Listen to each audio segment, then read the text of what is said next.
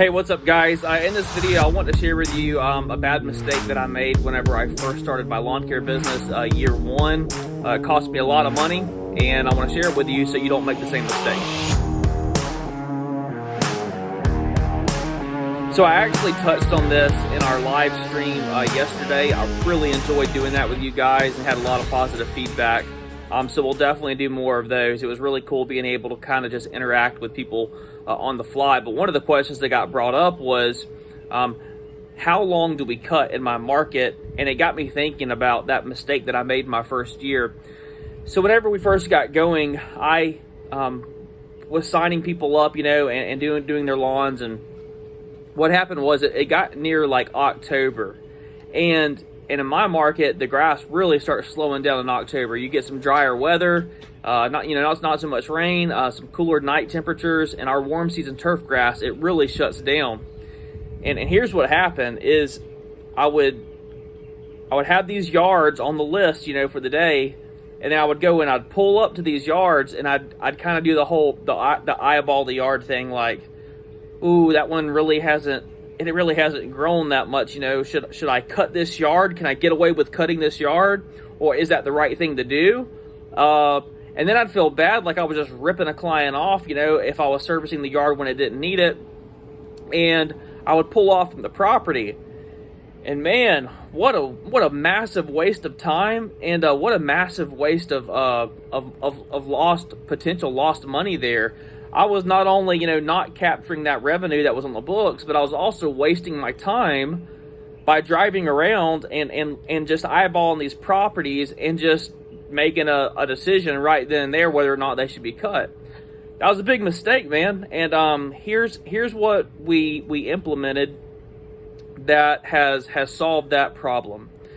So when people are signing up with us through the estimate process, we do not do contracts here at my company, but what I do is I have them approve an estimate. They have to approve it, to start service with us.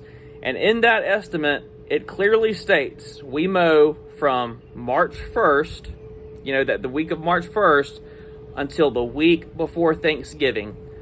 Bi-weeklies, all the weekly yards stop going weekly beginning October the 1st, okay? That week, October 1st.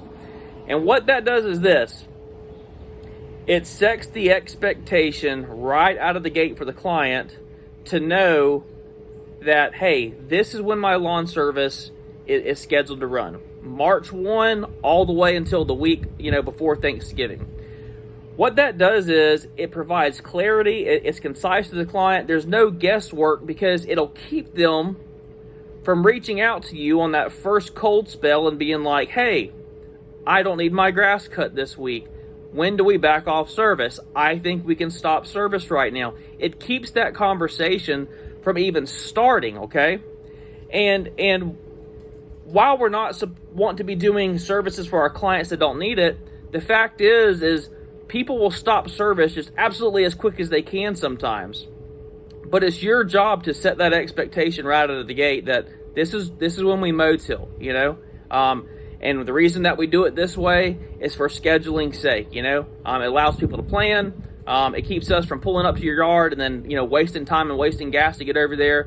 So I found that by just setting that expectation right out of the gate to my clients, man, we pull up to the yard. If we pull up to your yard, it's getting done, And then as leaves are dropping all the way up until Thanksgiving, people know that the yard's going to look great, for having people over for the holidays. So it really is a win-win, and it just kept us from losing so much money. I mean, you're talking about possibly 2 months worth of mowing revenue, depending on what you're doing monthly. Man, that is a big chunk. Not to mention the time waste by driving to a property, gas waste driving to a property, and just pulling off from it because you don't feel like you can cut the yard. It was a big mistake I make, man, in the beginning. I got it fixed pretty quickly. So if you're signing up people, let them know right out of the gate. Hey, this is whatever it is for your market. You let them know. Right out of the gate what your mowing schedule looks like. That keeps these